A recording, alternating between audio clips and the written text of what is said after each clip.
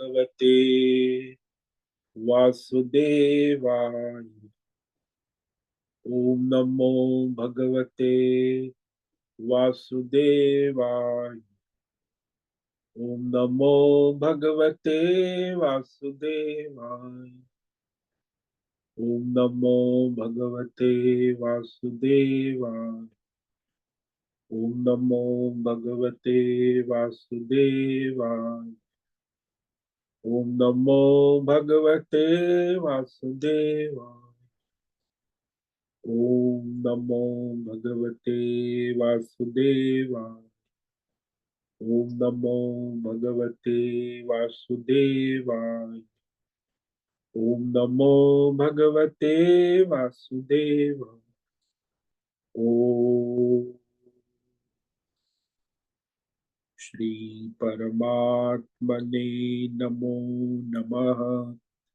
ओम गणपतये नमो नमः। ओम सरस्वत्यै नमो नमः। ओम गुरुभ्यो नमो नमः। ओम सहनाववतु सहनौ भुनक्तु सह वीर्यं करवावहै तेजस्विनावधीतमस्तु मा विद्विषावहै। ओम शांति शांति शांति। सदाशिवसमारम्भां शंकराचार्यमध्यमाम् अस्मदाचार्यपर्यन्तां वन्दे गुरुपरम्परां। वन्दे गुरुपरम्पराम्। ओम पार्थाय प्रतिबोधितां भगवत् नारायणेन स्वयं व्यासेन ग्रथितां पुराणमुनि मध्ये महाभारतम् अद्वैतामृतवर्षिणीं भगवतीम् अष्टादशाध्यायिनीम् अम्ब त्वामनुसन्दधामि भगवत् गीते भवद्वेषिणीम्। वसुदेवसुतं देवं कंसचाणूरमर्दनं देवकी परमानन्दं कृष्णं वन्दे जगद्गुरुं। नमस्ते परमं ब्रह्म सच्चिदानन्दरूपाय निर्गुणाय नमस्तुभ्यं ओंकाराय नमो नमः। सर्वे दुर्गाणि तरन्तु सर्वे भद्राणि पश्यन्तु सर्वे सद्बुद्धिमाप्नोतु सर्वे सर्वत्र नन्दतु। ओम तत्सत। ओम ओम ओम। आप सभी ऑनलाइन नेटवर्क पर उपस्थित भगवद गीता श्रवण साधकों को आज ऋषिकेश से हमारा प्रातः का अभिवादन अभिनंदन अभिवंदन। हरि ही ओम हरि ही ओम हरि ही ओम। हम सबको आज का यह दिव्य दिन तन मन धन जन देश काल विषय वस्तु परिस्थिति अवस्थाएं अध्यात्म भौतिक दैविक क्षेत्र व्यष्टि समष्टि सभी को अपने अपने पूर्व में अनंत जन्मों में किए हुए संचित पाप पुण्य धर्म अधर्म मिश्र सकाम निष्काम कर्मों के पके हुए फल स्वरूप में वर्तमान में आज सभी को अपने अपने प्रारब्ध अनुसार परमेश्वरी अचिंत्य योग माया के माध्यम से प्रसाद स्वरूप में प्राप्त हुआ है। अतः आज का यह दिव्य दिन परमार्थ हेतु निष्काम सेवा यज्ञ देव यज्ञ ऋषि यज्ञ पितृ यज्ञ मानवता यज्ञ भूत प्राणी यज्ञ सात्विक दान शारीरिक वाचिक मानसिक तप निष्काम कर्म योग ध्यान योग भक्ति योग ज्ञान योग साधना स्वाध्याय वेद शास्त्रों का अध्ययन अध्यापन उपासना आराधना के लिए समर्पित करे और करवावे। अत्यंत दुर्लभ मनुष्य जीवन की प्रत्येक क्षण परमार्थ हेतु सार्थक करे और करवावे। आज विक्रम संवत 2081 माघ मास शुक्ल पक्ष की चतुर्दशी तिथि सायं 6:54 तक है। उसके बाद पूर्णिमा लग जाती है। आज है पुष्य नक्षत्र सायं 6:33 तक है। उसके बाद आश्लेषा नक्षत्र लग जाता है। आज है मंगलवार। मंगल देव हनुमान जी की आराधना उपासना का दिन है। और शिशिर ऋतु चल रही। यहाँ रात्रि का न्यूनतम तापमान 9 डिग्री रहा और दिन का अधिकतम तापमान 25 डिग्री। वायु की गति 5-6 किलोमीटर प्रति घंटा चल रही। ईस्वी सन 2025, 11 फरवरी 11 फरवरी 2025, सुबह के 6:45 बज चुके हैं। कलयुग का प्रथम चरण 5125वां वर्ष, 7वां वैवस्वत मनवंतर। श्वेत वराह कल्प ब्रह्मा जी का 26वां दिन और 51वां वर्ष अभी चल रहा है। तो ऐसे अनंत कोटि ब्रह्मांडीय परमेश्वरी अचिंत्य योग माया में हमारा यह एक ब्रह्मांड, इसमें ये पृथ्वी लोक में समुद्र के ऊपर जम्बू द्वीप में विश्व का एकमात्र वैदिक राष्ट्र भारत में उत्तर हिमालय प्रांत में उत्तराखंड राज्य टिहरी जिले में हिमालयन शिवालिक पर्वतमाला के अंतर्गत मणिकुट पर्वत के ऊपर नीलकंठ महादेव के सामने ऋषिकेश नगरी में मुनि की रेती प्रांत में शीशम जाड़ी अवधूतवाड़ा आश्रम के सी ब्लॉक के पहले माले से 5 नंबर कमरे से गंगा किनारे से हम स्वामी उत्तमानंद सरस्वती अरे हो भगवद गीता के आचार्य शिष्य स्वामी चिन्मयानंद सरस्वती महाराज चिन्मय मिश्र कैलाद्वैत वेद व्यास भगवतपाद शंकराचार्य की श्रृंगेरी संन्यास परंपरा से शिक्षित दीक्षित सनातन वैदिक भारतीय हिंदू धर्म अनुसार संपूर्ण भगवद गीता ज्ञान यज्ञ ऑनलाइन चैतन्यमय जीवन लाइव प्रसारण यूट्यूब एवं जूम के अंतर्गत व्याख्यान माला में अध्याय 10 के श्लोक नंबर 20 पर संस्कृत एवं हिंदी में व्याख्यान करेंगे। दिव्य पवित्र सरल व्यावहारिक सटीक पूर्ण वर्ण अक्षर पद वाक्य पंक्ति श्लोक अध्यायों की संगति संधि अन्वय शब्दार्थ वाक्यार्थ भावार्थ रहस्यार्थ के यथार्थ तात्पर्य सहित वैदिक शास्त्र वेदव्यास साहित्य शंकर भाष्य एवं परंपरागत सन्यासी आचार्यों की टीका टिप्पणी सहित आज का यह भगवद गीता व्याख्यान करेंगे। कृपया आप सभी श्रद्धा भक्ति ध्यान से परिपूर्ण होकर के यह दिव्य श्रवण साधना करें।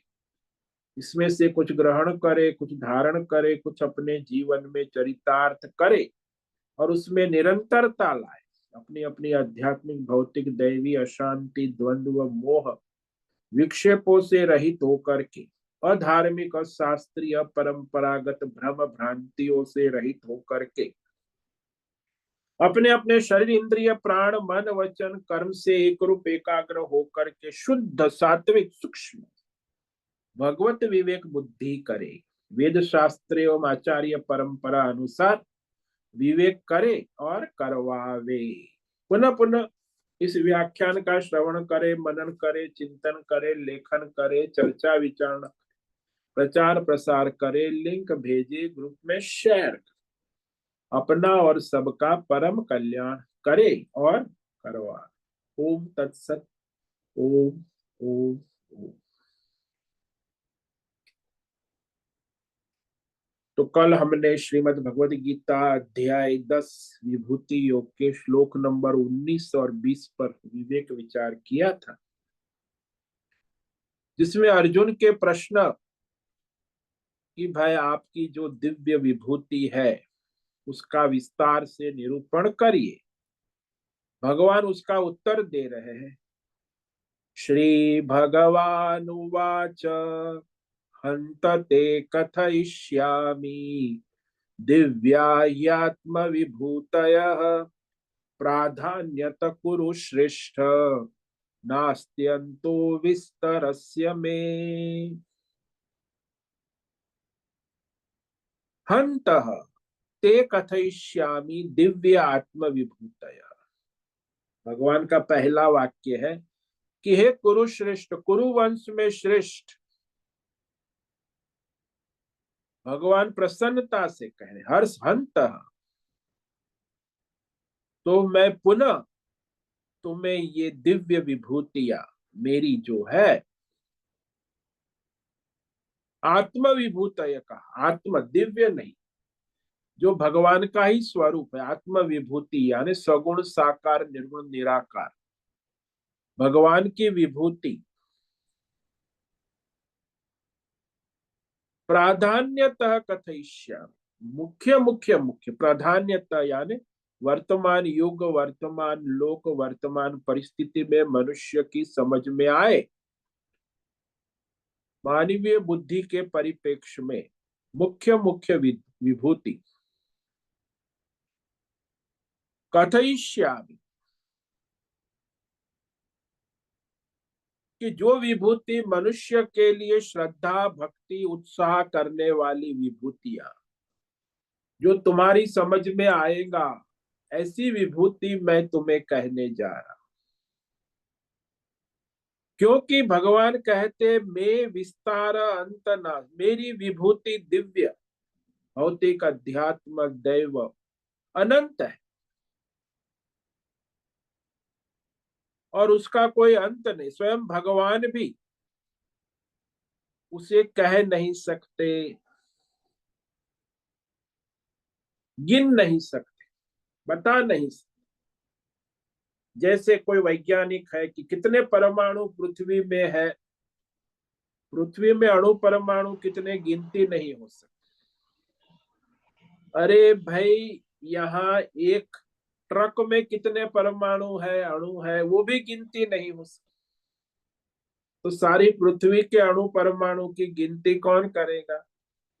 ऐसे ही भगवान इतने अनंत कोटि ब्रह्मांड नायक, कितने ब्रह्मांड, कितनी भौतिक अध्यात्म दैव सृष्टि, तो उसमें भगवान की कितनी विभूतियां, उसका तो कोई अंत ही नहीं। इसीलिए कहते हैं कि भगवान की विभूति न सरस्वती कह सकती है, न गणेश जी लिख सकते हैं। तो वो भी भगवान ने कहा मैं तुम्हें जो मुख्य है, पहले सगुण विभूति और निर्गुण विभूति, उसमें केवल पहले श्लोक में यहाँ भगवान निर्गुण विभूति कहते, उसके बाद 84 सगुण विभूतियों का निरूपण करें। तो ये बड़ी रहस्यमय है जो दो विभूति यहाँ भगवान कह रहे हैं 20वें श्लोक। निर्गुण विभूति, जो निर्गुण साधक उपासना उत्तम साधक होते हैं, जो शुद्ध सात्विक साधक लोग होते, उनके लिए ये विभूति उपासनीय है। जो सामान्य साधक है वो ये उपासना नहीं कर सकते। विशेष उत्तम साधक के लिए भगवान दो विभूति कहते हैं। श्लोक नंबर 20, अहमात्मा गुणाकेश सर्वभूताशय स्थितः अहमादिश्च मध्यञ्च भूतानामन्त एव च। अहमात्मा गुणाकेश सर्वभूताशय स्थितः, पहली पंक्ति पहला वाक्य, कि हे अर्जुन गुणाकेश, गुणाकेश का अंतर होता है जिसने अपनी निंद्रिया को जीत लिया, तमोगुण को जीत लिया है, धन को जीत लिया, रजोगुण को जीत लिया है, इंद्रियों को जीत लिया है, मन को जीत लिया है। ऐसे अर्जुन को भगवान कहते हैं कि मैं तुम्हें जो सभी चींटी से लेके ब्रह्मा विष्णु महेश सबके अंदर अंतकरण में अंतर्यामी रूप से उपस्थित अंतरात्मा है, वो मेरा ही स्वरूप है, साक्षी चैतन्य। और दूसरी विभूति कहा भगवान ने, भूतानाम मध्य आदि अंत एव च, सारे चींटी से लेके ब्रह्मा विष्णु में सबका आदि मध्य और अंत मुझ में है। जैसे सभी आभूषणों का आदि मध्य अंत सुवर्ण है ना, ऐसे ही सभी संसार के भौतिक अध्यात्म दैव विषय प्राणी पदार्थ देश काल विषय स्थूल सूक्ष्म सबका आदि मध्य और अंत मैं हूं भगवान ही है। मध्य में भी वो है, आदि में भी और अंत में।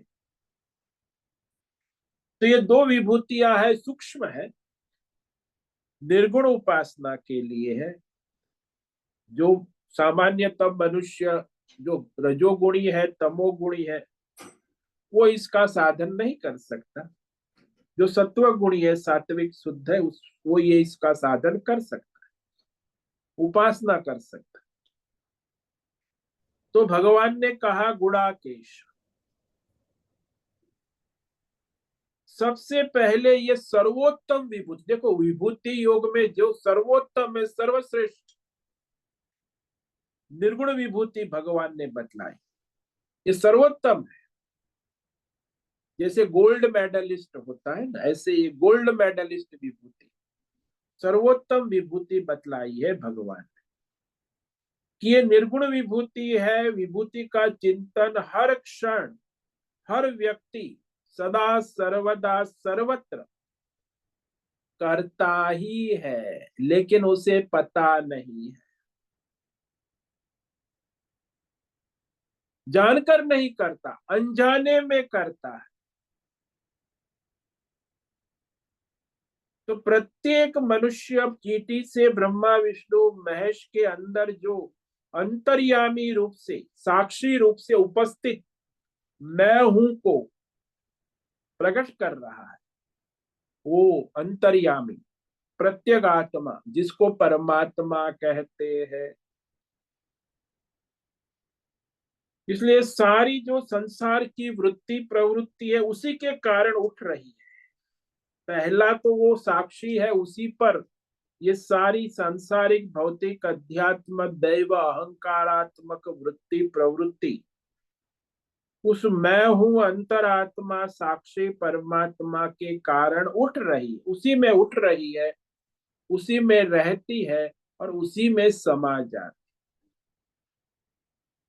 जैसे समुद्र में सारी लहरें उठती है, समुद्र में रहती है और समुद्र में ही समा जाती। तो ये समुद्र है, साक्षी चैतन्य अंतर्यामी। तो सभी जीवात्माओं की जो स्थूल सूक्ष्म वृत्ति और प्रवृत्ति है वो प्रति क्षण जन्म से मरण तक उठती है, रहती है, लय होती है। जिसमें लय होती है वह ज्यों का त्यों साक्षी रहता है। मानो के सामने घड़ा है तो घटाकार वृत्ति, सामने मोबाइल है तो मोबाइल आकार वृत्ति, सामने टेबल है तो टेबल आकार वृत्ति बनती है और मिटती है, लेकिन वो साक्षी चैतन्य हमेशा रहता। वस्त्र है तो वस्त्राकार वृत्ति बनती है। जितने भी विषय है भौतिक अध्यात्म देव सामने हो उसके अनुसार अंतकरण में वृत्ति और इंद्रियों में प्रवृत्ति बनती है। लेकिन उसका जो प्रकाशक है साक्षी चैतन्य आत्मा वो हमेशा है। तो जो अपने अंतर्यामी परमात्मा है उस अंतर्यामी परमात्मा को जानता है।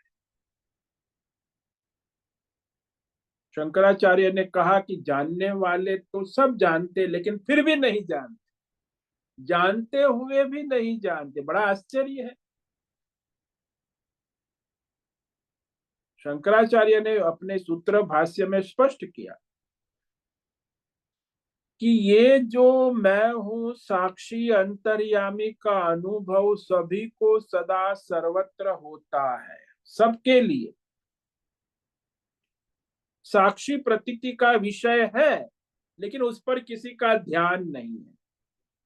जो साक्षी चैतन्य परमात्मा है, मनुष्य इतना वृत्ति और प्रवृत्ति में मोहित हो जाता है कि उसका वहां ध्यान नहीं रहता।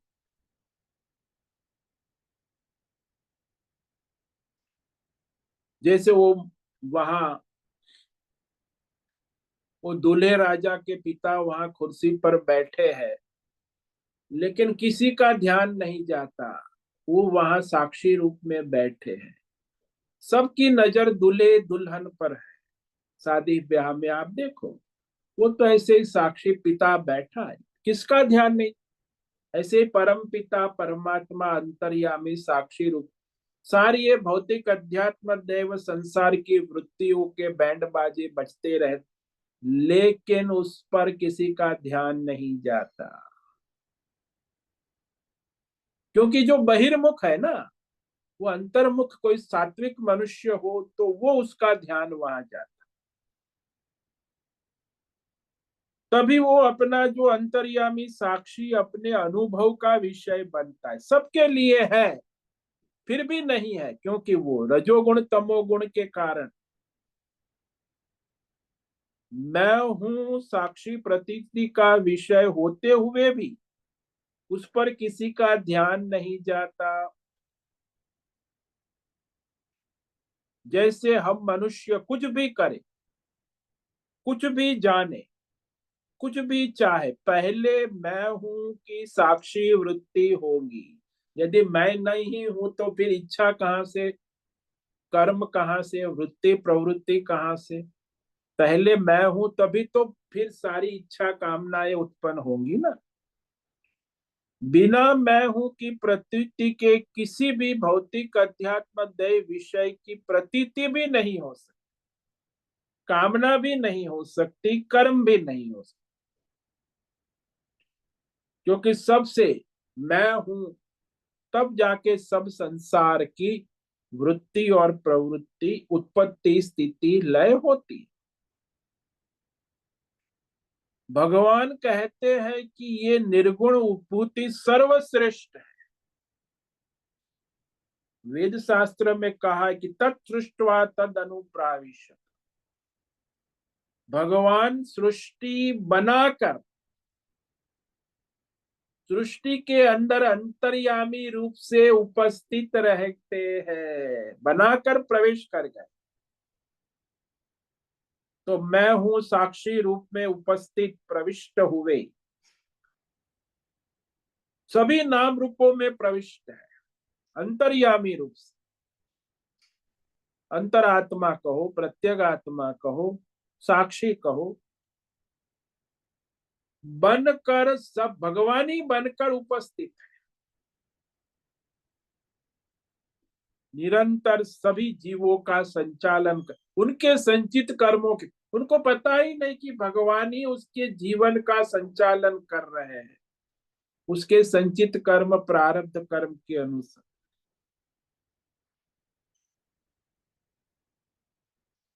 तो इस तरह वेद शास्त्र श्रुति स्मृति, तो ये स्पष्ट है, सारे शास्त्र और आचार्य भी कहते कि साक्षी जीव रूप से उसी परमात्मा ने इस शरीर इंद्रिय प्राण मन बुद्धि में प्रवेश किया है। जिसको आप कहते हैं कि अपनी चेतना, चैतन्य शक्ति, उसी के द्वारा आपका सारा व्यापार, स्थूल सूक्ष्म शरीर का संसार चल रहा है, लेकिन उस पर किसी का ध्यान नहीं। जैसे आपके कमरे में बिजली का करंट है, उसी के द्वारा आपके कमरे के सारे इलेक्ट्रिकल इलेक्ट्रॉनिक उपकरण काम कर रहे हैं, लेकिन आपका उस बिजली के करंट पर ध्यान ही नहीं। वो जब जाती है, अरे बिजली चली गई, तो कमरे में अंधेरा। तो सारे ब्रह्मांड में जो ये उजाला है, उसका जो मूल करंट है वो परमात्मा, वही साक्षी चैतन्य अंतर्यामी आत्मा हमारे भीतर बैठा हुआ, नित्य उपस्थित है। अर्जुन ने पूछा था कि आपका मैं सदा सर्वत्र सब में कैसे परिचिंतन, देखो चिंतन नहीं पूछा, अर्जुन ने कहा परिचिंतन, निरंतर चिंतन, अखंड चिंतन, तो वो साक्षी रूप से ही हो सकता है। परिचिंतन कैसे किया जाए? सदा सर्वत्र सब में 24/7 मोमेंट टू मोमेंट परिचिंतन का सबसे सीधा उपाय यही है कि जब हम साक्षी चैतन्य अहम वृत्ति में अपनी बुद्धि को स्थिर करें, तब जानो कि साक्षी चैतन्य मैं वह अंतर्यामी परमात्मा ही है, सर्वभूताशय स्थितः। हमारे अंदर नहीं, सबके अंदर, पिंड से ब्रह्मांड, चींटी से ब्रह्मा जी तक सभी स्थावर जंगम सभी जीवों के अंतकरण में अंतर्यामी साक्षी रूप में नित्य उपस्थित है। लेकिन हमें उस आत्माकार वृत्ति पर ध्यान नहीं जाता। क्यों? क्योंकि वहां हम बहुत ही बहिर्मुख है ना, तो सामने जो भी कुछ विषय आ जाता है तो विषयाकार वृत्ति बन जाती। जैसे घड़ा सामने रखा है तो वहां घड़े को देखने वाले जितने भी लोग हैं, देवदत्त, यज्ञदत्त, विष्णुदत्त, भानुदत्त, सभी लोग, सभी को एक साथ घटाकार वृत्ति बन जाती बाहर, अरे ये घड़ा है। लेकिन इस घड़े को दिखाने वाला साक्षी चैतन्य है, उस पर ध्यान नहीं जाता। तो इसी प्रकार यह परमात्मा की हर जीव के अंतकरण में मैं हूं साक्षी रूप में अंतर्यामी रूप में प्रकाशित हूं।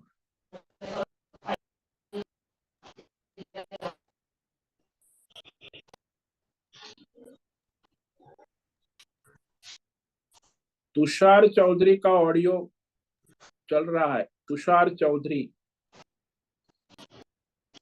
ऑडियो बंद करो। तुषार चौधरी, मीरा उच्चिल, बहुत डिस्टर्ब। तुषार चौधरी का ऑडियो चालू है।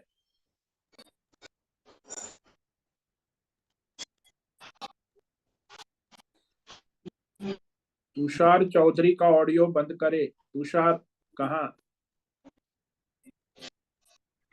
अरे इनको होस्ट, इनको निकालो। तुषार चौधरी डिस्टर्ब कर रहे।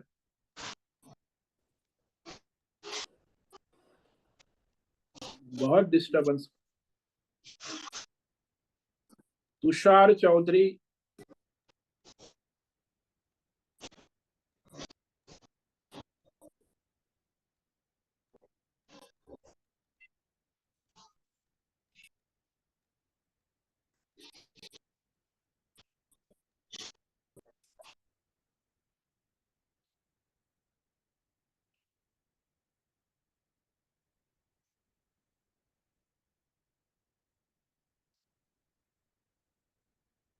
तो ये जो हम विचार कर रहे हैं परिचिंतयन,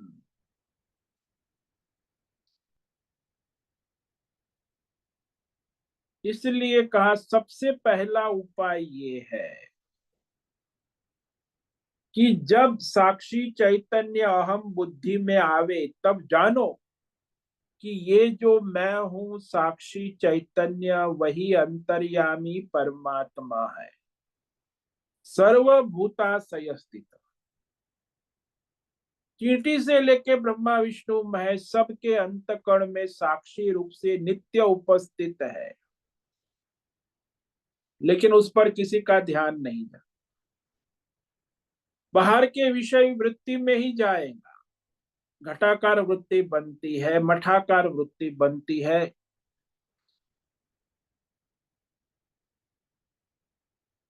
जैसे विषयाकार वृत्ति बनती है घटाकार वृत्ति, वैसे ही इसी प्रकार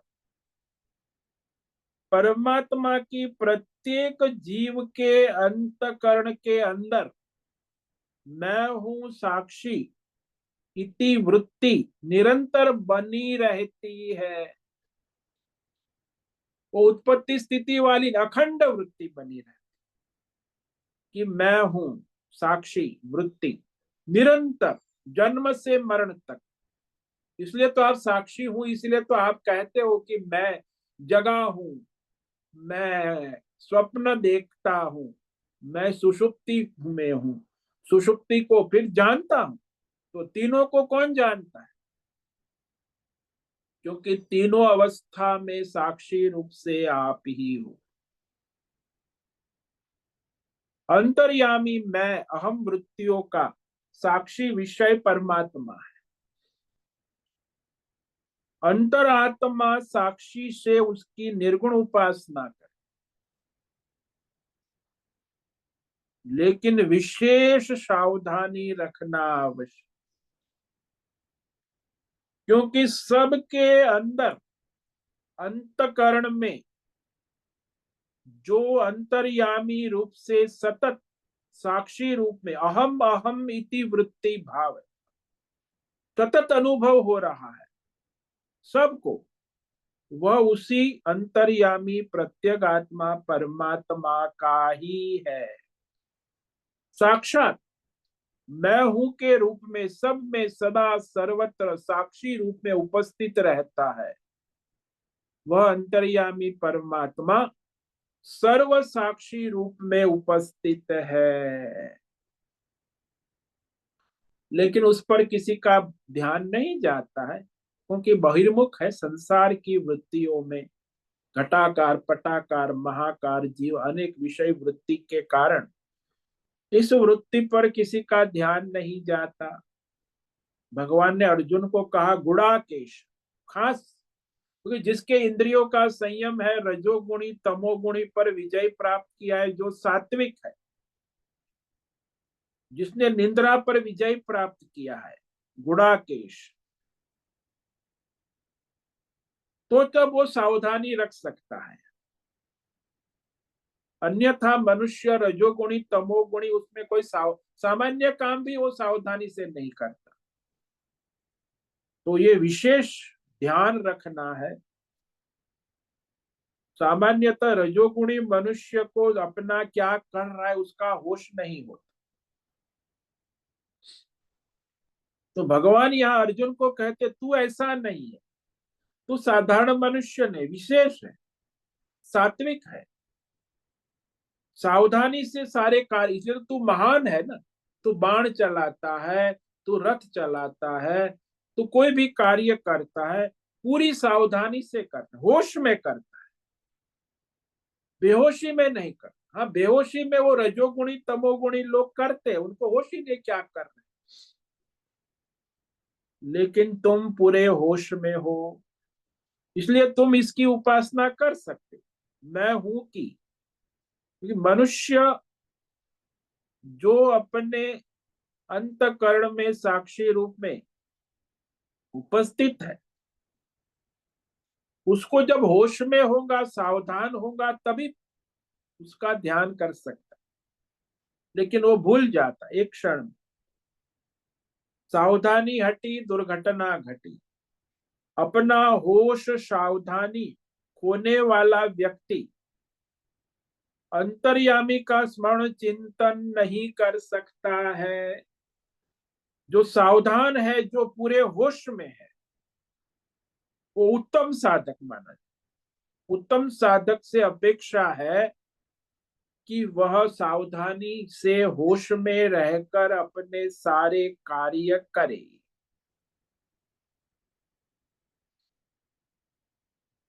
हालांकि ज्यादातर मनुष्य का ये हाल होता है, कर कुछ रहे, इंद्रिय मन कहीं घूम रही है, क्या कर रहे वहां कोई होश सावधानी ही नहीं। इसलिए वैदिक शास्त्र में ये परंपरा है कि कोई यज्ञ कर्म पूजा आदि प्रारंभ कराते समय लोगों को संकल्प करा। संकल्प किसके लिए? भाई सावधानी। अब 1 घंटा आप हवन कर रहे हैं, यज्ञ कर रहे हैं, सावधानी के लिए होश में रहो, यहाँ ध्यान रखो। या मन और इंद्रिया बहुत चंचल है, तो उसमें संकल्प कराता है कि आज क्या देश है, क्या काल है। हम लोग भी सुबह संकल्प करते हैं कि आज हम कौन से श्लोक पर व्याख्यान करेंगे। सावधानी आवश्यक। संकल्प में कई देश काल विषय परिस्थिति अवस्थाओं का विवेक चिंतन होता है, कि देश काल विषय वस्तु परिस्थिति का विवेक चिंतन हर कार्य में रखना हो। भाई आप क्या कर रहे हो उसका ही पता नहीं होता। कई लोग अपने देश काल विषय, शास्त्र, परंपरा, कुल परंपरा, खान पान, उठना बैठना, पहनना ओढ़ना, सारे भौतिक मानव धर्म जो है अपना स्वधर्म। दुनिया में आज 90% मनुष्य को अपने स्वधर्म का ही होश नहीं है कि मेरा स्वधर्म क्या है। चलता है सब, दुनिया ऐसे ही चलता। जो काम करने हैं जब करने शास्त्र के अनुसार पर करते ही नहीं। रात भर जगते हैं, काम कर, दिन में सोते हैं, ये तो पूरा अधर्म है। खाने का समय है, समय 12 बजे, 12:30, तो खाते हैं कभी भी 2 बजे 3 बजे, लापरवाही। तो न शास्त्र परंपरा, न कुल धर्म परंपरा, न आचार्य, तो उस कार्य में कोई सावधानी नहीं।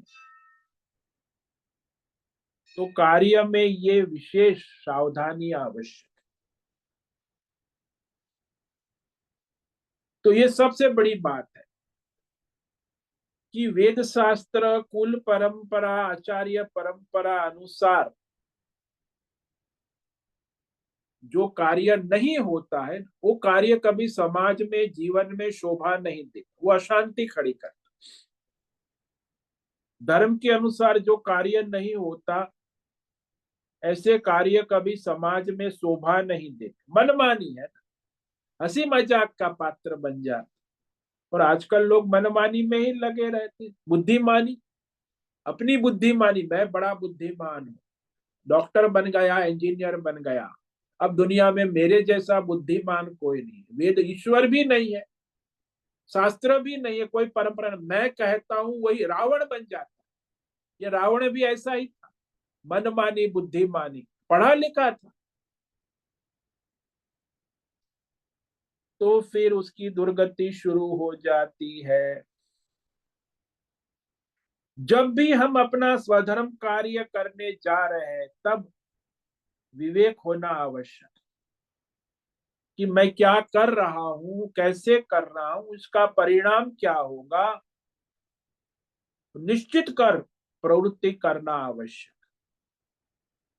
लेकिन ये सब तभी संभव है जब मनुष्य अत्यंत सावधान होकर, होश में रहकर अपना स्वधर्म कर्म करे, अन्यथा संभव नहीं। इसलिए अर्जुन होश में है, सावधान है।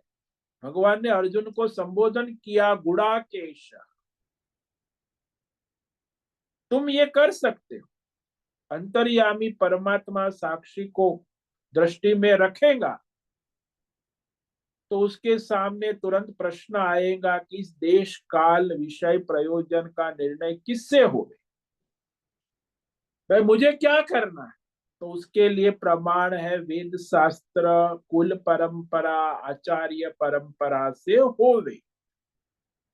वर्तमान में जो मैं स्वधर्म कर रहा हूं उसमें क्या मैं मनमानी, बुद्धिमानी कर रहा हूं, तो आप गए। उसकी आवश्यकता है, तभी स्वधर्म होगा ठीक से।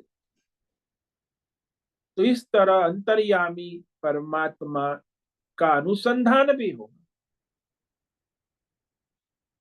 लेकिन जब मनमानी, बुद्धिमानी करेंगे तो उसे ऐसा ही लगता है कि मैं ही बुद्धिमान हूं, मैं ही मन हूं, मैं ही इंद्रियों वाला हूं, और जो इंद्रियों के द्वारा, शरीर के द्वारा मैं देखता हूं वही सही है, मैं सोचता हूं वही सही है, मैं बोलता हूं वही सही है, मैंने जो निर्णय किया वही सनातन।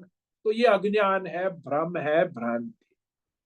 और आजकल दुनिया में 90% लोग बुद्धि मन इंद्रिय वो कहते हम जो सोचते हैं बोलते करते वही सनातन सत्य है। लेकिन उसका परिणाम आता है फिर सोचने अरे फिर टेंशन तनाव में आ जाता। अरे मैं तो सही कर रहा था सब तो इतना उल्टा सीधा कैसे हो गया। क्यों? क्योंकि न शास्त्र प्रमाण है न परंपरा है न आचार्य है न कुल परंपरा है। बस बुद्धिमानी मनमानी। और फिर आजकल दुनिया में ऐसे माइंड मानसिक रोगी बन जाते। इसलिए सबसे बड़ी बात यह है कि मनुष्य को अपने अहंकार अपनी इंद्रिय मन बुद्धि को महत्व न देकर उसको साधन बनाए उसका सदुपयोग कर शास्त्र के अनुसार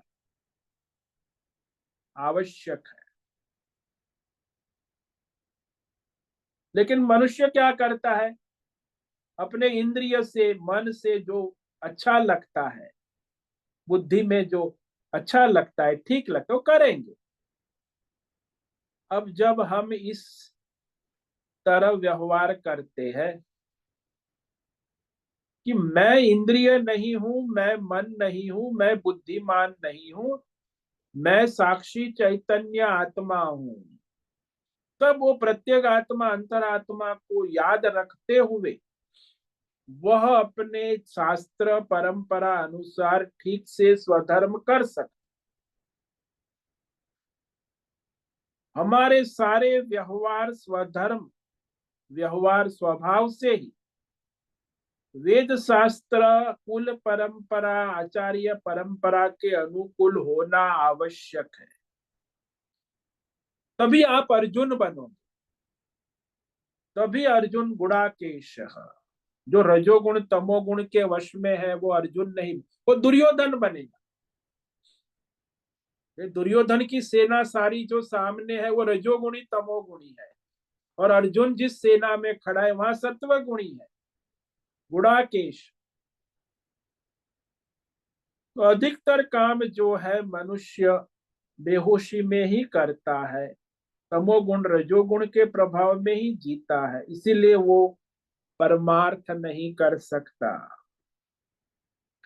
इस साक्षी भाव को आत्मचिंतन को कर सकता है लेकिन इसके कारण उसे विक्षेप बाधा उसे कुछ विशेष चिंतन करने की आवश्यकता रहती कि जब वो अपनी सारी वृत्ति प्रवृत्ति सावधानी पूर्वक सहजता से करता है तब उसका परमार्थ होता है।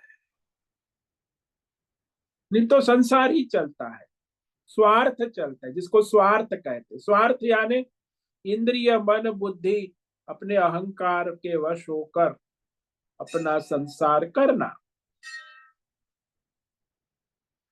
तो जो इस आत्म चिंतन को न कर सके उसके लिए कहा दूसरी विभूति अहम भूता नाम आदि मध्यम अंत च।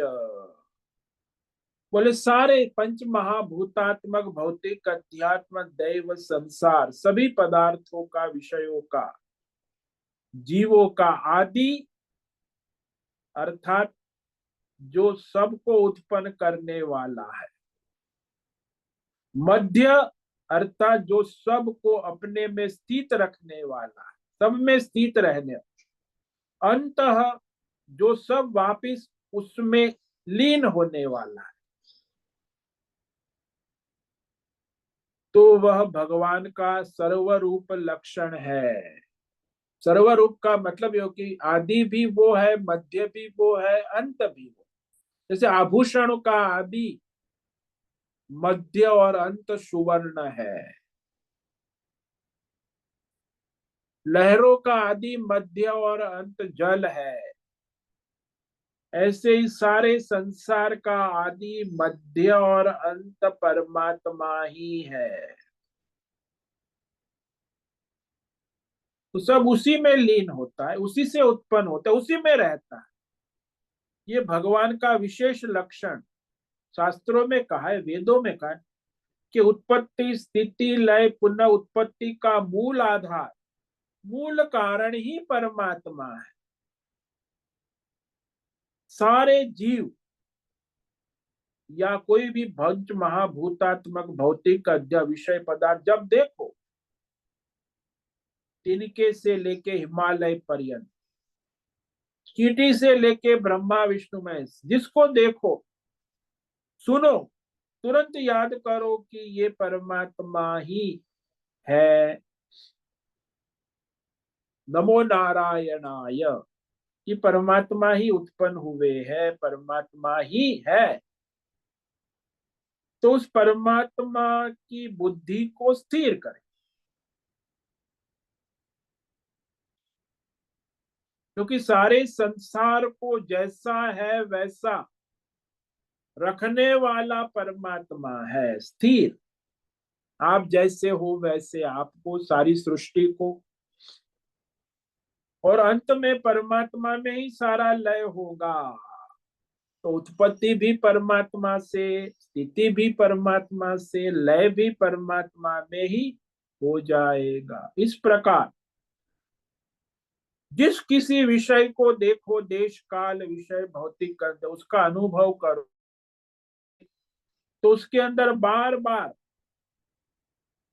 भगवान की ही वृत्ति बनेगी। ओम नमो नारायणाय, सर्वम खलविदम ब्रह्म, सब परमात्मा ही है। ऐसी पुनरावृत्ति होती रहेगी जहां देखो, जहां। भजन आपने सुना होगा कि भाई, वृक्ष रूप से कृष्ण शरणम मम, जल रूप में कृष्ण शरणम मम।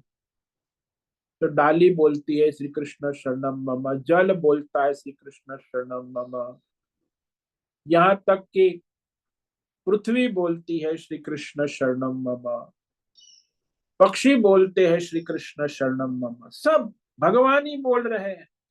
ऐसी बुद्धि नहीं कि ये कौवा बोल रहा है, चूहा बोल रहा है, बिल्ली बोल रही है, कोयल बोल रही है, नहीं, भगवान ही बोल रहे हैं। तो सारे विषयों का अनुभव कर उसके बाद सर आवृत्ति यही रहेगी कि ये परमात्मा ही है, ये भी भगवान की विभूति। इस तरह का जो विवेक है, अंतरात्मा चिंतन करने में असक्त है, तो इस तरह सब भगवान है। पंचभूत से उत्पन्न सारा परमात्मा, उत्पत्ति स्थिति लय उसी में होता। इस तरह उसका निरंतर परमार्थ चिंतन होता। अनुचिंतन कर, इसको अनुचिंतन, चिंतन नहीं,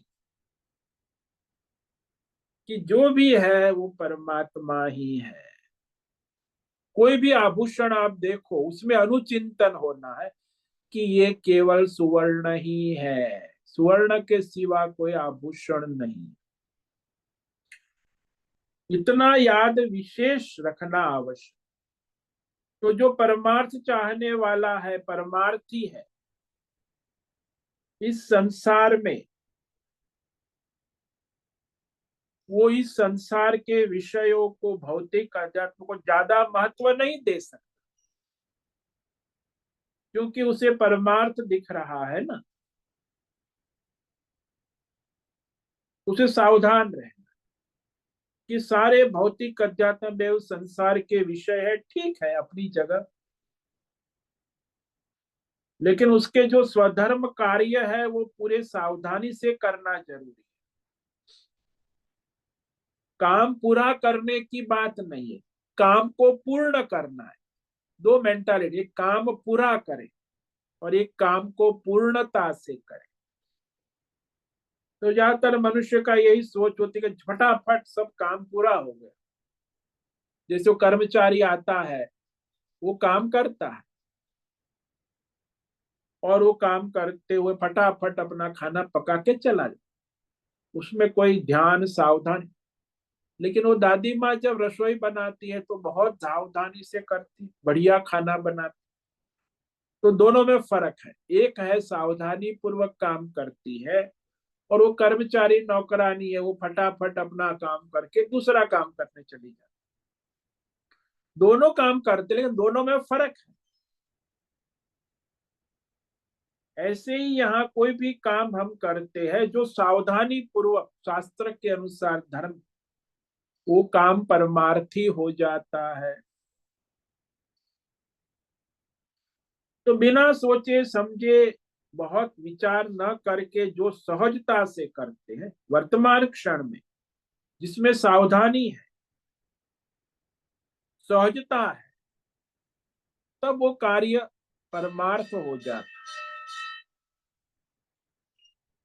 ये बड़ा आवश्यक है। आज के जमाने में बड़ा समस्या है कि भौतिक सांसारिक कार्यों की शिक्षा के अंदर जो कार्य हम सावधानी से, सहजता से कर लेते हैं, वह सिखाना आवश्यक। लेकिन जल्दी जल्दी काम करने वाले को बेहोशी, लापरवाही देखी जाती है। जितनी सावधानी होगी उतना काम धीरे धीरे होगा, लेकिन श्रेष्ठ होगा। जल्दबाजी जो करेगा वो कोई कार्य ठीक से नहीं। इसीलिए कहा, जो सावधानी से अपना स्वधर्म करता है वो परमार्थ के मार्ग में जा सकता है। वह केवल इस संसार में केवल जल्दी जल्दी कार्य समाप्त नहीं कर, वो जानता है कि सावधानी से किया हुआ कार्य वही वास्तविक कार्य है। कैसे करते और कितना करते ये ध्यान नहीं देते। ज्यादा तो यही होते कि हमने इतना कर लिया, उतना लौकिक संसारी लोग देख, इतना काम कर लिया, ज्यादा काम कर, उतना अच्छा लाभ होता है। परंतु ऐसा परमार्थी के लिए काम थोड़ा है, लेकिन सावधानी पूर्वक परिपूर्ण है। तो सावधानी से किया काम, धीरे धीरे किया काम, अपना स्वधर्म श्रेष्ठ हो जाता है। इसीलिए भगवान ने अर्जुन को गुड़ाकेश कहा कि अत्यंत सावधानी, धीरे धीरे जो विशेष अपने कार्य में सावधानी रखते हुए किया जाता है, तो सावधानी ही यहाँ विभूति हो गई। साफ।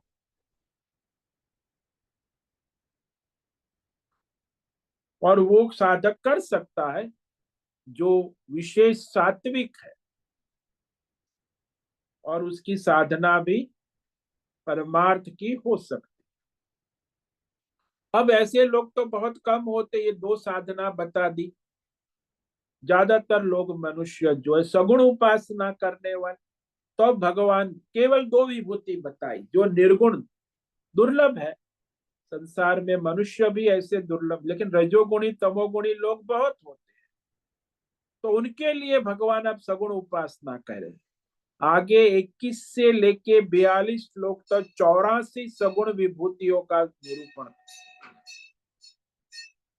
तो सामान्य साधक के लिए ये सगुण विभूति उपासना का वर्णन अब प्रारंभ होता है। इसको हम आज पढ़ेंगे, इस पर विचार कल से प्रारंभ करेंगे।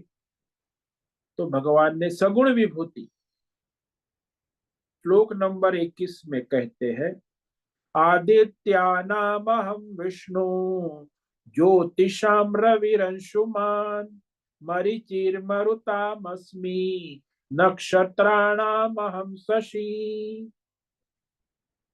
अदिति के पुत्रों में मैं विष्णु हूं, प्रकाश किरणों वाला सूर्य जो विभूति भगवान कहते हैं मैं। मरुत गणों में मरुत, मरीचि वायु, वायु में जो मुख्य वायु ऑक्सीजन, और 27 नक्षत्रों का अधिपति चंद्रमा मैं हूं। अब भगवान अपनी जो सगुण विभूति है, जिसकी कोई भी मनुष्य उपासना कर सकता है, इस पर हम विचार करेंगे। तो आज जो हमने विचार किया निर्गुण विभूति, जिसमें भगवान ने कहा, अहम आत्मा गुणाकेश सर्वभूताशय स्थितः अहम आदिश्च मध्यंच भूतानामंत एव च।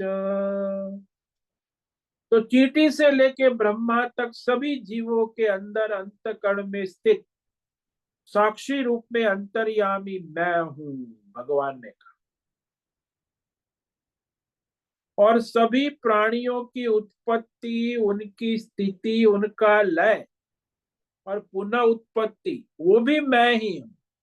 यानी सब परमात्मा मैं है।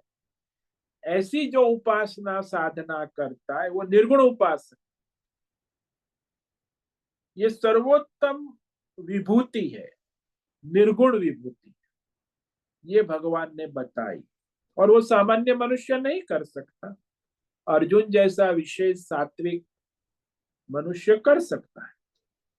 ओम नमो नारायणाय, ओम नमो नारायणाय, ओम नमो नारायणाय, ओम नमो नारायणाय, ओम नमो नारायणाय। कायेन वाचा मनसेन्द्रियैर्वा बुद्ध्यात्मना वा प्रकृते स्वभावात् करोमि यद्यत् सकलं परस्मै नारायणायेति समर्पयामि। ओम सर्वे भवन्तु सुखिनः, सर्वे सन्तु निरामयाः, सर्वे भद्राणि पश्यन्तु, मा कश्चित् दुःखमाप्नुयात्। अस्तु मा सद्गमय, तमसो मा ज्योतिर्गमय, मृत्युर्मा मृतंगमय। ओम पूर्णमद पूर्णमिदं पूर्णात् पूर्णमुदच्यते पूर्णस्य पूर्णमादाय पूर्णमेवावशिष्यते। ओम शांति शांति शांति। शंकरं शंकराचार्यं केशवं बादरायणं सूत्र भाष्य कृतौ वंदे भगवन्तौ पुनः पुनः। ईश्वरो गुरुरात्मेति मूर्ति भेद विभागे व्योमवद्व्याप्त देहाय दक्षिणामूर्तये नमो नमः। ओम गुं गुरुभ्यो नमो नमः। ओम तत्सत् ब्रह्मार्पणमस्तु। ओम ओम ओम।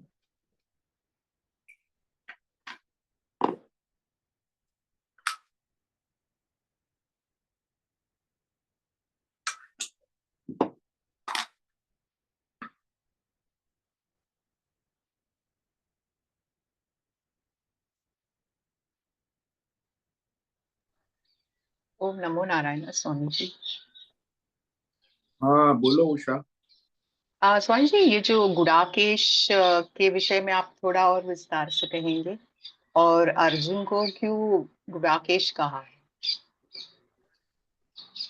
देखो, गुणाकेश के बहुत सारे अर्थ होते। यहाँ भगवान अर्जुन को खास इसीलिए कहते हैं क्योंकि गुड़ा का अर्थ होता है निंद्रा पर शासन करने वाला। जिसने अपनी निंद्रा पर शासन कर लिया है, जीत निंद्रा, निंद्रा जीत। दूसरा है जिन्होंने प्रचुर मात्रा में शत्रु से धन प्राप्त किया है। जो युधिष्ठिर ने अश्वमेघ यज्ञ किया था ना, हाँ, तो शत्रुओं के पास जाकर धन लेकर आया।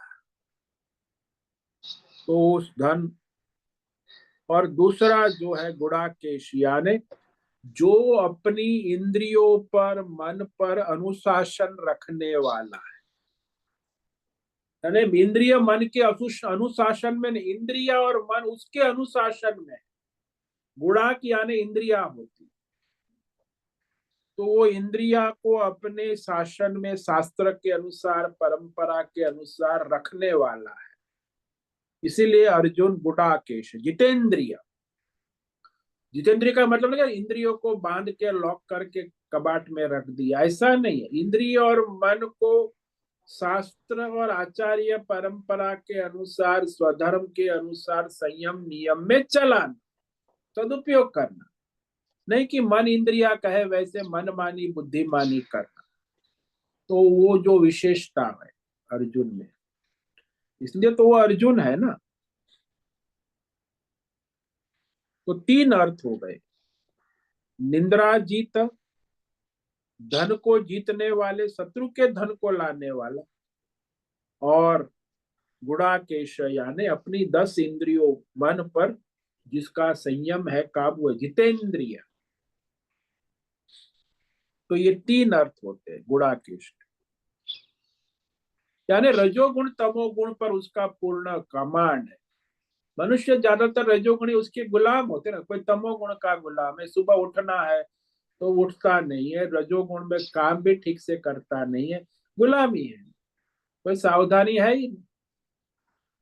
बेहोशी में ही जीवन पूरा हो जाता। मैं देखता हूँ 90% लोग ऐसे ही बेहोशी में जीते हैं, मरते, उनको कोई होश ही नहीं, क्या कर रहे हैं, क्यों कर रहे हैं, कहाँ जा। जैसे शराबी होता है, नशे में है, उसे क्या पता। तो इस तरह ये जो है अर्जुन में विशेषता है, इसीलिए भगवान ने उसको गुड़ाकेश, और गुड़ाकेश कहकर ही भगवान ने दो विभूति की कि तुम ये कर सकते। ये अंतर्यामी रूप से, साक्षी रूप से, आत्मा रूप से, या तो सबका नित्य उत्पत्ति स्थिति लय करने वाला परमात्मा का चिंतन कर सकते।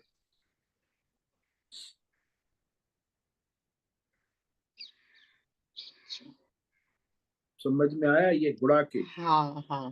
पर अर्जुन को भगवान ने संबोधित किया गुडाकेश, इसका मतलब ऑलरेडी वो ये इन तीनों पे काबू पा लिया है ना। हाँ जी, हाँ जी, हाँ जी, हाँ ऑलरेडी ही हैज इसीलिए। हाँ। क्वालिफिकेशन है उसका, नहीं तो कहने का कोई मतलब ही नहीं है ना। हम्म। ऑलरेडी वो क्वालिफाइड कर गया है, इंद्रियों को जीत लिया है, निंद्रा को जीत लिया है, शत्रुओं के धन को जीत लिया है। इसीलिए अर्जुन को, और वही मनुष्य जो है उसमें ये सावधानी रह सकती है, मैंने होश में रहता है। अर्जुन बेहोशी में नहीं जीता है, वो दुर्योधन है, वो बेहोशी में ही जीता है और बेहोशी में ही मरता है। ऐसा है ना, ये दो वैरायटी है। दुनिया में ज्यादातर दुर्योधन वैरायटी के लोग ही होते। होश में अपना शास्त्र, होश में रहना मतलब क्या, शास्त्र परंपरा अनुसार अपना स्वधर्म करना, पूरी सावधानी रखनी पड़ती, क्योंकि तुरंत ये बाहर के लोग, आसपास के लोग और हमारी इंद्रिया चंचल है, हमें अपना स्वधर्म करने नहीं देंगे। और वही होता है, ज्यादातर मनुष्य बाहर के इन्फ्लुएंस में, दूसरे लोगों के प्रभाव में और अपनी इंद्रिय और मन बुद्धि के प्रभाव में अपना स्वधर्म छोड़ दे। वही हो रहा है आज दुनिया में, और फिर उसका परिणाम ये आता है कि शारीरिक और मानसिक स्वास्थ्य गंवा बैठते, मानसिक रोगी हो जाते, शारीरिक रोगी हो जाते, वाणी के भी रोगी, उनकी जबान का भी कोई मतलब नहीं, तो पूरा जीवन बर्बाद हो जाता। वो समझते पैसे से, पैसा बहुत है लेकिन बर्बाद हो, पैसे से क्या होगा। यही तो बड़ा भ्रम है ना लोगों को, कि कुछ भी हम, आपका मानसिक स्वास्थ्य आप पैसे से कहाँ से लाओगे। बिल्कुल नहीं। तो फिर इसीलिए वो मानसिक भ्रम, दवा फिर खाते रहो साइकेट्रिस्ट की, तो मानसिक इलाज तो कुछ होने वाला नहीं है पैसे से। तो धर्म करेगा तो होगा ना। तो अर्जुन धर्मात्मा है, इसीलिए भगवान उसे गीता का उपदेश भी कर रहे हैं, वो माध्यम है।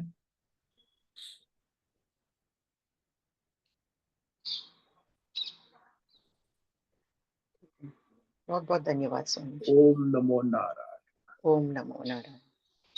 ठीक है, आज उपस्थित है भद्रेश पड़िया, होस्ट है उषा मेनन, अजय रत्न पारखी, दिनेश पटेल, जीवी कुमार, हेमा कोटक, इला जोशी, जयंती पाडा, लीलावती बड़ेकर, मीरा उचिल, मीनाक्षी काले, मोहन, निकिता पटेल, नीरज पटेल, पंकज भट्ट, पृथ्वीराज मालव, राजेश मोलकर, राम सेवक यादव, ऋषा रथ, रिची पटेल, संजीवनी श्रीरंग रानड़े, सुनील ठाकुर, उर्वशी, उषा मेनन, विशाल बेड़ेकर और अंजलि जोशी, सभी साधकों को आज का ओम नमो नारायणाय, सबको आज का ओम नमो नारायण। सभी साधकों को ओम नमो आज का नारायण ओम स्वामी जी। नमो नारायणाय। ओम ओम नमो नमो नारायण स्वामी जी। नारायणाय, ओम नमो नारायण। ओम नमो नारायण। बहुत से निवेदन है, आज का सत्संग पूर्ण करे। ओम नमो नारायण।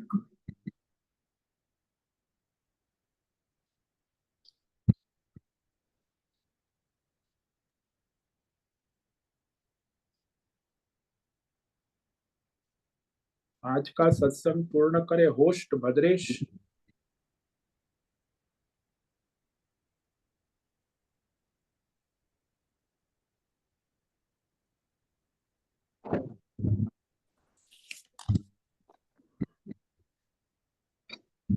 आज का ये दिव्य सत्संग हम यहाँ पूर्ण करें। सभी साधकों को आज का ओम नमो नारायणाय। सभी साधकों को ओम नमो नारायणाय।